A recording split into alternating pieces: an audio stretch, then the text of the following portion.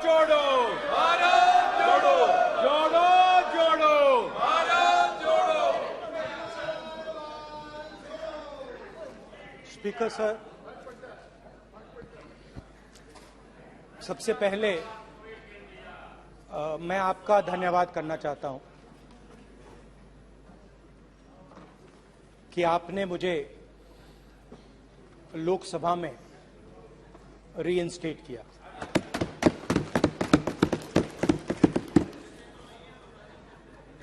और पिछली बार जब मैं बोला तो शायद मैंने आपको थोड़ा कष्ट भी पहुंचाया, क्योंकि मैंने इतनी जोरों से अदानी जी पे फोकस किया कि जो आपके सीनियर नेता हैं शायद उनको थोड़ा कष्ट हुआ। तो वो जो उनको कष्ट हुआ,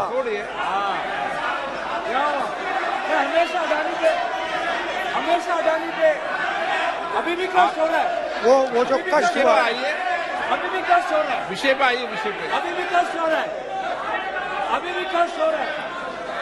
ये देखिए, ये सारे नहीं मगर सुनिए तो वो जो कष्ट हुआ 1 2 3 4 5 उसका असर शायद आप पे भी थोड़ा हुआ। तो इसके लिए मैं आपसे माफी मांगता हूं, मगर मैंने सिर्फ सच्चाई रखी थी। मगर आज जो मेरे बीजेपी के मित्र हैं, आज आपको डरने की जरूरत नहीं है, डरो मत, क्योंकि आज जो मेरा भाषण है, डरो मत, और आप डरो मत।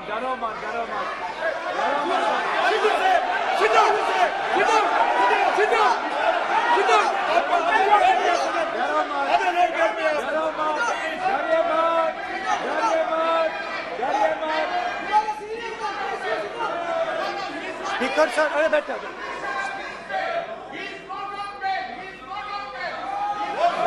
ब्रदर। तो आज कोई घबराने की जरूरत नहीं है। आज मैं अपना भाषण, मेन जो भाषण है वो अदानी जी पे नहीं बोलने जा रहा हूं। आप छोड़िए, तो आप रिलैक्स कर सकते हैं, आप शांत रह सकते हैं, क्योंकि मेरा भाषण आज दूसरी डायरेक्शन में जा रहा है।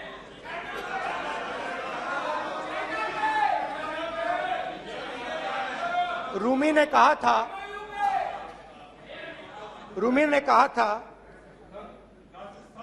जो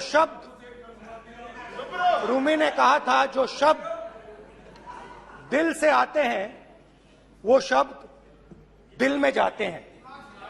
तो आज मैं दिमाग से नहीं बोलना चाह रहा हूं, मैं दिल से बोलना चाह रहा हूं।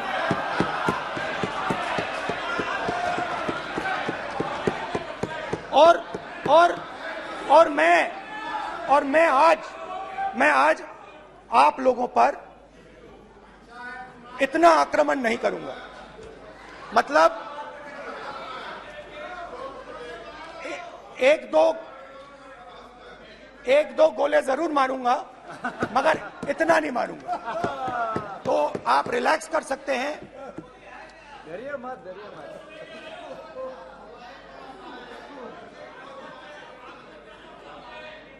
अरे रक्षा मंत्री जी आज संभाल लेंगे आप लोग।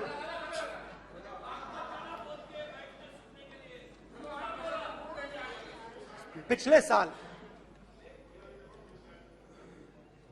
130 दिन के लिए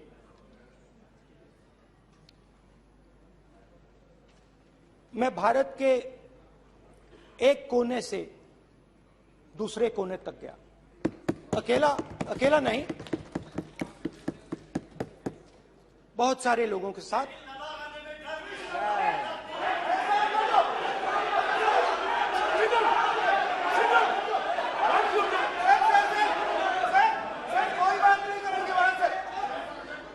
सर ये हमारा टाइम खत्म करने का साजिश है। प्रधानमंत्री बोलेंगे ऐसे ही होगी सर। सारे समाज निकल जाए। समुद्र अधीर अधीर अधीर समुद्र के तट से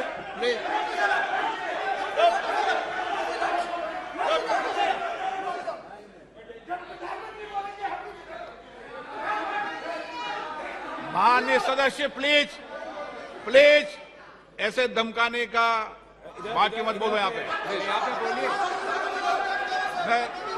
हाँ प्लीज। मैं समुद्र के तट से कश्मीर की बर्फीली पहाड़ी तक चला। नहीं, लद्दाख को मैंने नहीं छोड़ा। यात्रा अभी खत्म नहीं हुई है, यात्रा जारी है और जरूर लद्दाख आएंगे, घबराइए मत। बहुत सारे लोगों ने मुझसे पूछा यात्रा के दौरान, यात्रा के बाद कि राहुल तुम क्यों चल रहे हो, क्या तुम्हारा लक्ष्य क्या है, कन्याकुमारी से कश्मीर तक क्यों जा रहे हो। और जब वो मुझसे पूछते थे, शुरुआत में मेरे मुंह से जवाब नहीं निकलता।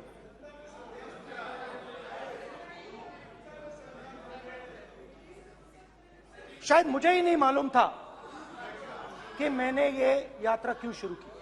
जब मैं कन्याकुमारी से शुरू हुआ, मैं सोच रहा था मैं हिंदुस्तान को देखना चाहता हूं, समझना चाहता हूं, लोगों के बीच में जाना चाहता हूं, मगर गहराई से मुझे मालूम नहीं था।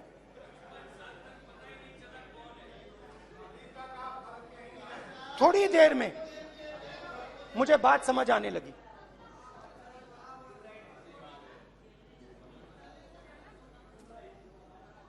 जिस चीज से मुझे प्यार था, जिस चीज के लिए मैं मरने को तैयार हूं, जिस चीज के लिए मैं मोदी जी की जेलों में जाने को तैयार हूं, जिस चीज के लिए मैंने 10 साल हर रोज गाली खाई, उस चीज को मैं समझना चाहता था। ये है क्या जिसने मेरे दिल को इतनी। भाई आप रनिंग कमेंट्री बंद करो नहीं तो हम भी चालू करेंगे। सुनने का अपने ध्यान रखो। जिस चीज ने मेरे दिल को इतनी मजबूती से पकड़ रखा था, उसको मैं समझना चाहता। शुरुआत में जैसे मैंने शुरू किया, सालों से मैं हर रोज 8-10 किलोमीटर दौड़ता हूं, तो मेरे दिमाग में था कि अगर मैं 10 किलोमीटर दौड़ सकता हूं तो 25 किलोमीटर चलने का क्या मतलब, कोई बड़ी बात नहीं। ये मैंने सोचा था। आज मैं उस भावना को देखूं तो वो अहंकार था कि मैं ये कर सकता हूं, ये कुछ नहीं है। तो मेरे दिल में उस समय अहंकार था।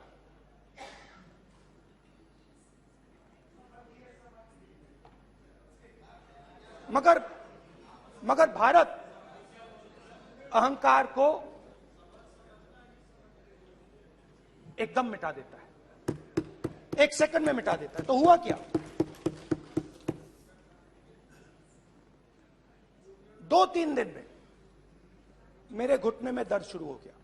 पुरानी इंजरी थी और जबरदस्त दर्द।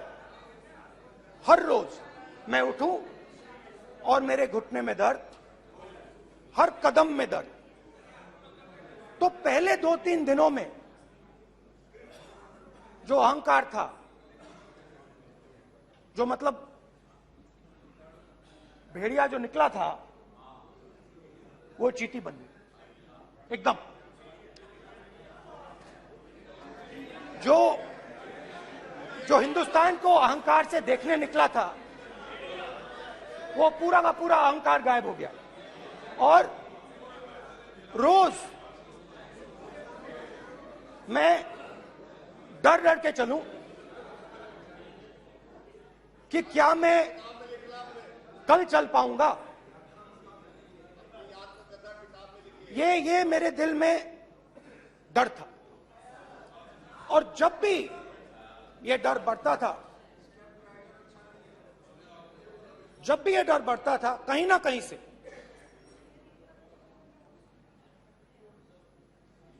कोई ना कोई शक्ति मेरी मदद कर देती थी। एक दिन मैं सह नहीं पा रहा था, एक छोटी सी लड़की आती है, मुझे चिट्ठी दे देती।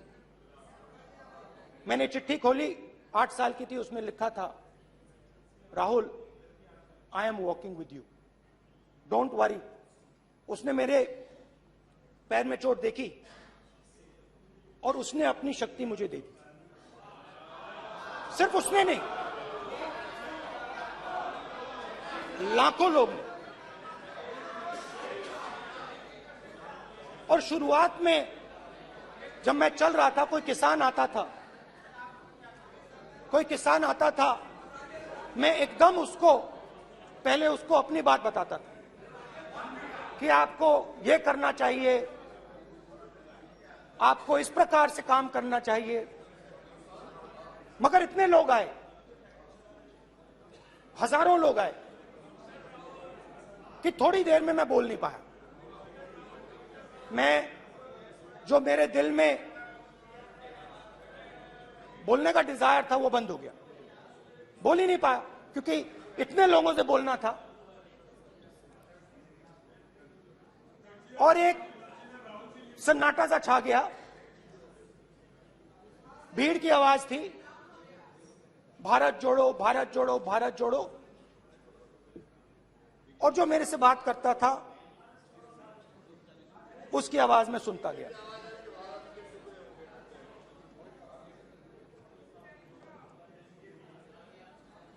हर रोज सुबह 6 बजे से रात 7-8 बजे तक आम आदमी, गरीब, अमीर, बिजनेसमैन, किसान, मजदूर, सबकी आवाज।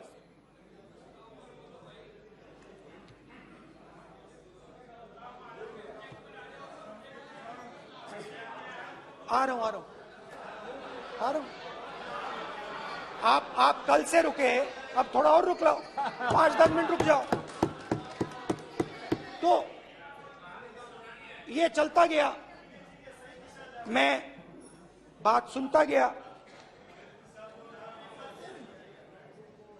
और फिर मेरे पास एक किसान आया, और किसान ने हाथ में रुई पकड़ी हुई थी, और उसने मुझे कहा, अध्यक्ष महोदय, उसने मुझे कहा, मेरी आंख में देखकर उसने मुझे अपना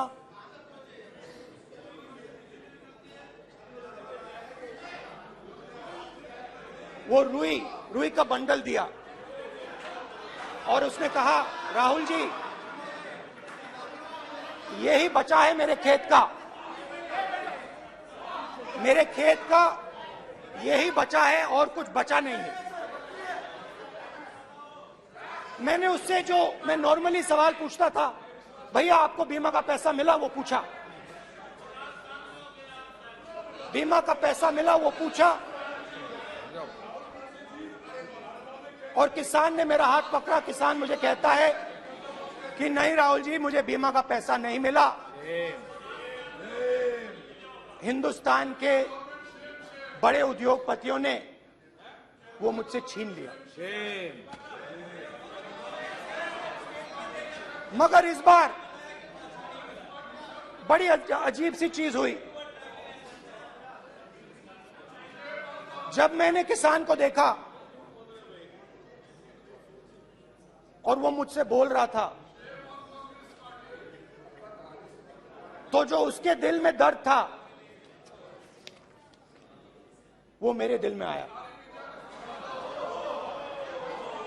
जो उसके आंखों में शर्म थी जब वो अपनी बीवी से बात करता था, वो शर्म मेरी आंखों में आई।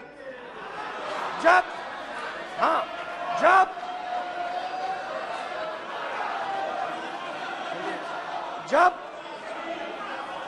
उसकी जो भूख थी वो मुझे समझ आई। और उसके बाद यात्रा बिल्कुल बदल गई। मुझे भीड़ की आवाज नहीं सुनाई देती थी, मुझे सिर्फ उस व्यक्ति की आवाज सुनाई देती थी जो मेरे साथ बात कर रहा था। उसका दर्द, उसकी चोट, उसका दुख, मेरा दुख, मेरी चोट, मेरा दर्द बन गया। समझने की कोशिश करो।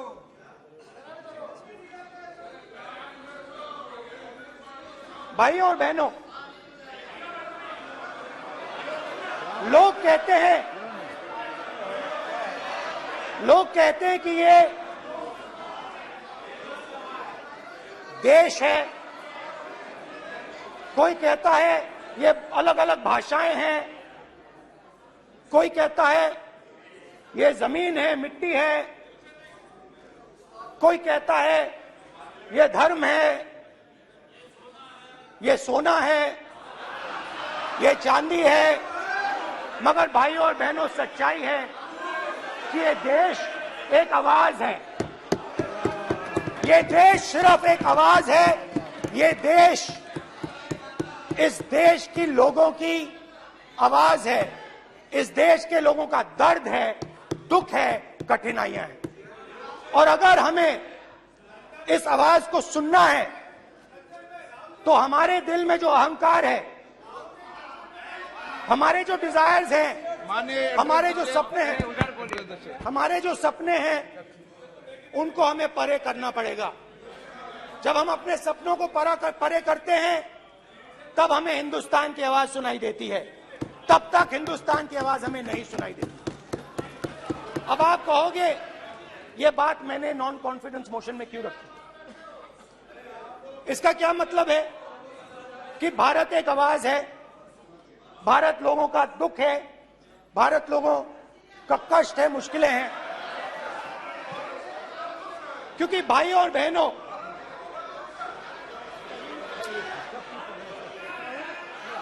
अध्यक्ष महोदय, अब पूरा सूद समेत जवाब तुमको मिलेगा। फिर पूरा सूद समेत जवाब देंगे सर। फिर आप हमें मत रोकेगा सर। अध्यक्ष महोदय, फिर आप हमें मत रोकेगा सर। आप हमें मत रोकेगा। फिर आप हमें मत रोकेगा।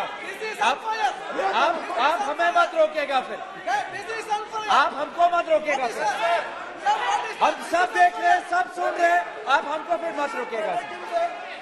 तो स्पीकर सर, भारत एक आवाज है। भारत इस देश के सब लोगों की आवाज है।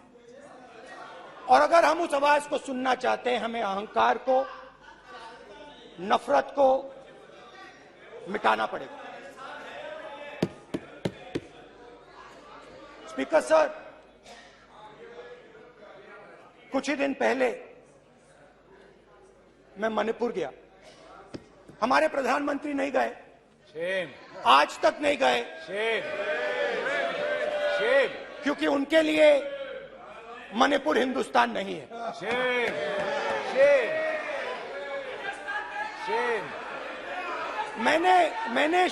मैंने मणिपुर शब्द प्रयोग किया, मगर आज की सच्चाई यह है कि मणिपुर नहीं बचा है। मणिपुर को आपने दो भाग में कर दिया है।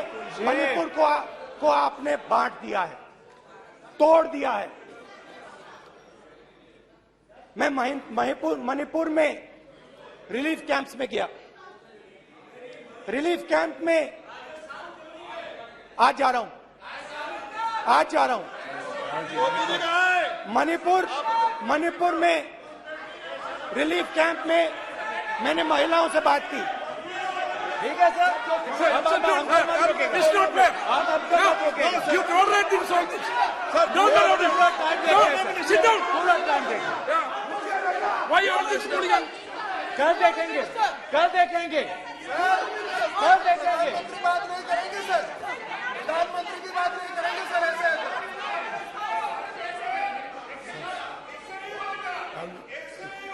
सूद समय मैं जवाब मणिपुर मिलेगा। गया और मणिपुर के कैंप्स में मैंने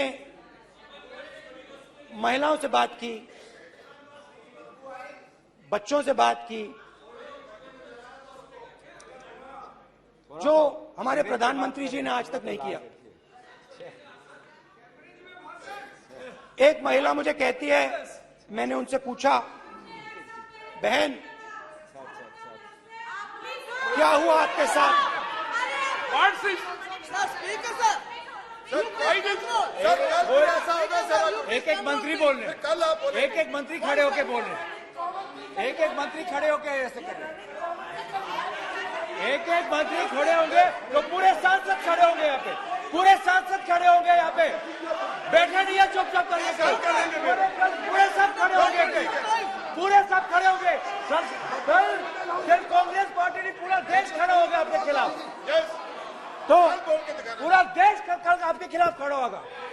मैं बहुत सारी महिलाओं से बात किया, मगर मैं आपको दो उदाहरण देना चाहता हूं। एक महिला मुझे कहती है, मैंने कहा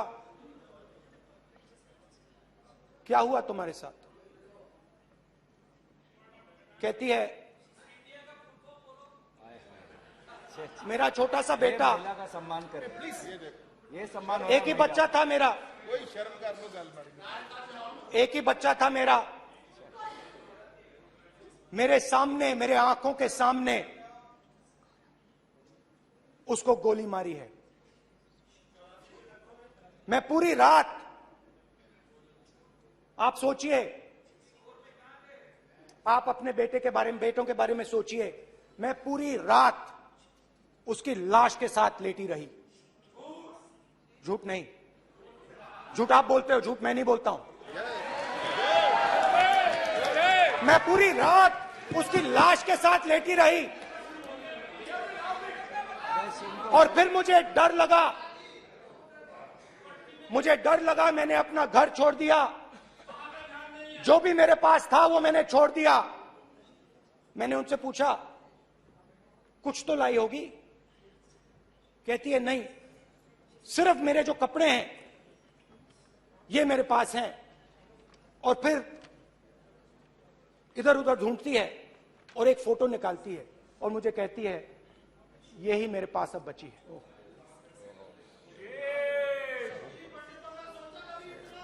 एक और उदाहरण,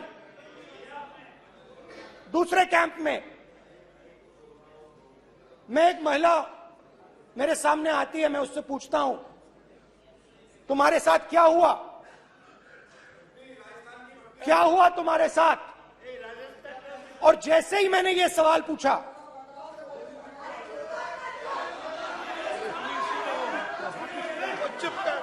जैसे ही मैंने ये सवाल पूछा, आप महिला का दर्द नहीं सुन सकते, महिला का दर्द नहीं सुन सकते, महिला का दर्द सुनने का आपका धैर्य नहीं है, महिला का दर्द नहीं सुन सकते, महिला का दर्द नहीं सुन सकते। जैसे ही मैंने उससे ये सवाल पूछा, बैठो, जैसे जी सर,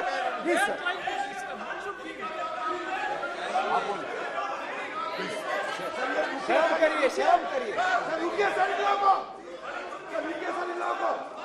जैसे ही मैंने उससे सवाल पूछा तुम्हारे साथ क्या हुआ, शर्म नहीं है तेरे को? वैसे ही 1 सेकंड में वो कांपने लगी। उसने अपने दिमाग में वो दृश्य देखा और वो बेहोश हो गई मेरे सामने। कांपती हुई बेहोश हो गई। तो ये मैंने आपको सिर्फ 2 उदाहरण दिए हैं। स्पीकर सर, इन्होंने मणिपुर में हिंदुस्तान की हत्या की है, सिर्फ मणिपुर की नहीं, हिंदुस्तान की हत्या की है। इनकी राजनीति ने मणिपुर को नहीं, हिंदुस्तान को मणिपुर में मारा है। हिंदुस्तान को कत्ल किया है, हिंदुस्तान का मर्डर किया है मणिपुर में।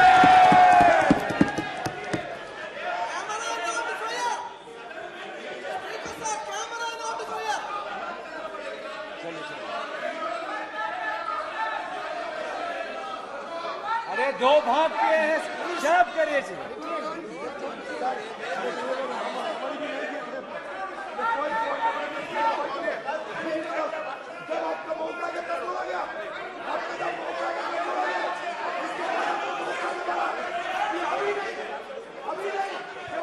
माननीय सभी सदस्यों से कहूंगा शांति रखें, प्लीज प्लीज।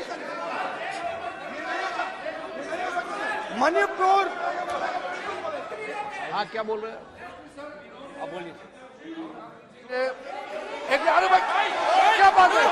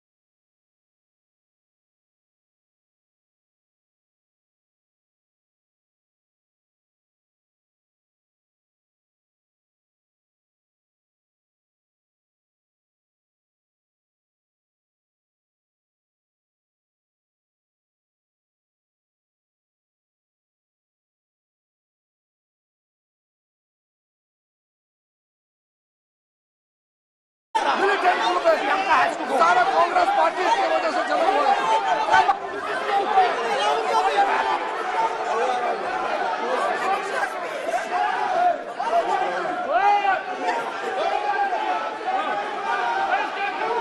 ओके, बैक आजा, बैक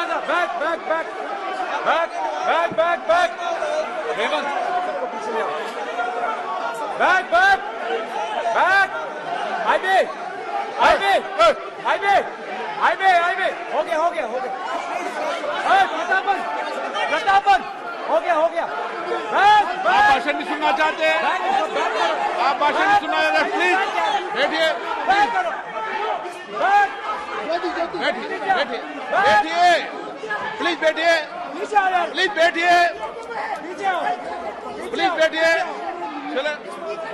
चलिए।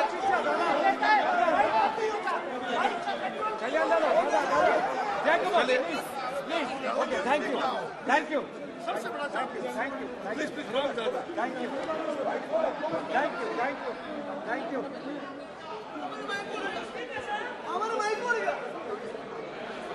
एक मिनट बैठिए, एक मिनट प्लीज बैठिए, प्लीज बालू जी,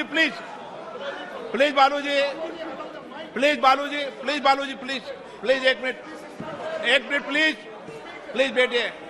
माननीय सदस्यगण, ऐसे नहीं सकते। जिस तरीके का व्यवहार आप टेबल पर आकर कर रहे हैं, इस तरीके से सदन नहीं चलेगा। ये तरीका ठीक नहीं है। जब मैंने किसी को कहा है तो कहा है, ऐसे सदन नहीं चलेगा। आप सदन नहीं चलाना चाहते, अलग बात है। अब अपनी बात कहिए, गलत तरीका ये। नो, ऐसे सदन चलने वाला नहीं है। जो माननीय सदस्य टेबल पर आए उनके खिलाफ कार्रवाई होगी। प्लीज बैठिए, आप भी बैठिए। माननीय मंत्री जी, भारत प्लीज बैठिए। भारत सदन है, माता, प्लीज बैठिए, भारत माता, प्लीज बैठिए। Please brother. मैं बहुत शांति से सुन रहा हूं, इसका तरीका ये नहीं है उचित हो कि आप टेबल पर आए। नहीं, गलत तरीका ये। आप जैसे मैंने माननीय sir please please brother please भाई पानी लो। जैसे मैंने भाषण के शुरुआत में बोला, भारत एक आवाज है, भारत हमारी जनता की आवाज है, दिल की आवाज है। उस आवाज की हत्या आपने मणिपुर में की। इसका मतलब भारत माता की हत्या आपने मणिपुर में की।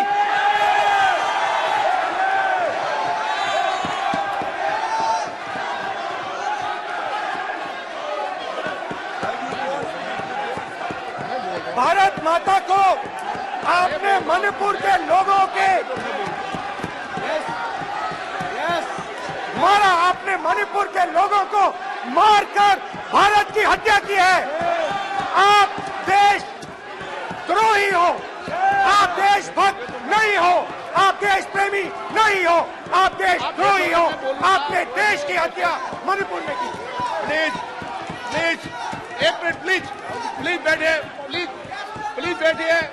अब सवाल आप उठता है, बैठना चाहते नहीं बैठना चाहते, आप बैठना चाहते नहीं बैठना चाहते, इसीलिए आपके प्रधानमंत्री बैठना चाहते आप। मणिपुर में नहीं मैं जा कह रहा हूं, सकते बैठिए आप, हैं, क्योंकि उन्होंने प्लीज। देश की हत्या की है। मणिपुर में हिंदुस्तान की हत्या की है, भारत माता की हत्या की है। मणिपुर में, मणिपुर के लोगों के दिल में। प्लीज एक मिनट बैठिए आप, तो सवाल उठता है, एक मिनट बैठिए, एक मिनट। आप भी विराजो, आप बैठिए, सही नहीं बैठिए, रहने दो आप बैठिए आप, प्लीज बैठिए आप, प्लीज। आप बोल रहे फिर आप भारत माता के रखवाले नहीं एक हो, मिनट, माननीय सर। आप भारत माता के हत्यारे हो। प्लीज माननीय सदस्य, प्लीज माननीय सदस्य, प्लीज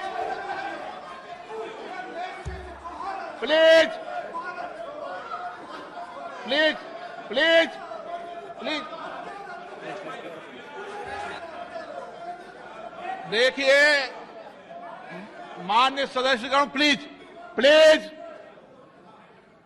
माननीय सदस्यगण, भारत मां हमारी मां है, हमें सदन में बोलते समय संयम बरतना चाहिए। मेरा अपनी मां की हत्या की बात कर रहा हूं, मैं मणिपुर में अपनी मां की हत्या की बात कर रहा हूं, मैं आदर से बोल रहा हूं। आपने मेरी मां की हत्या की मणिपुर में। एक मेरी मां यहां बैठी है, दूसरी मां को आपने मणिपुर में मारा है।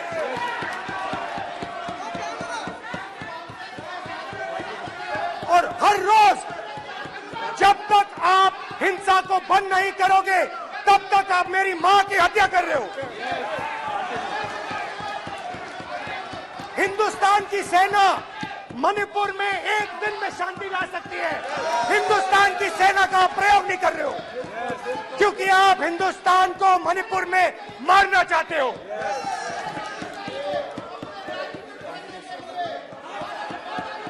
तो अगर नरेंद्र मोदी जी हिंदुस्तान की आवाज नहीं सुनते हैं, अगर हिंदुस्तान के दिल की आवाज नहीं सुनते हैं, तो किसकी आवाज सुनते हैं? दो लोगों की आवाज सुनते हैं। इसकी आवाज सुनते हैं, इसकी आवाज सुनते हैं, माननीय सदस्य, और इसलिए सुनते हैं। नो, एक गलत तरीका माननीय सदस्य, देख लीजिए गलत तरीका है। अडानी जी के लिए मोदी जी ने क्या काम किया है, देख लीजिए। ये पहले आप और ये बाद नहीं, में। गलत तरीका आपका माननीय सदस्य, आपका गलत तरीका है। आप सीनियर सदस्य हैं, आप इस तरीके का व्यवहार सदन में मत करिए। आप बात करिए, लेकिन इस तरीके से पोस्टर लाना ये उचित नहीं है किसी तरीके से। रावण दो लोगों की सुनता था, रावण दो लोगों की सुनता था, मेघनाथ और कुंभकर्ण।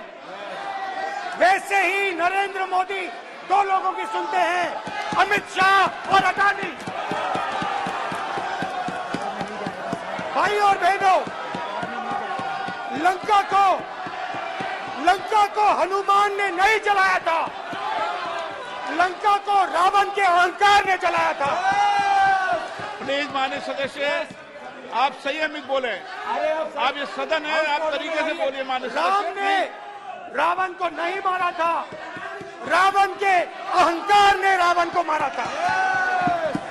आप पूरे देश में केरोसिन फेंक रहे हो, पूरे देश में आप केरोसिन फेंक रहे हो। आपने मणिपुर में केरोसिन फेंकी, अपनी चिंगारी लगा दी। अब आप हरियाणा में कर रहे हो, पूरे देश को आप जलाने में लगे हो। आप पूरे देश में भारत माता की हत्या कर रहे हो। धन्यवाद स्पीकर।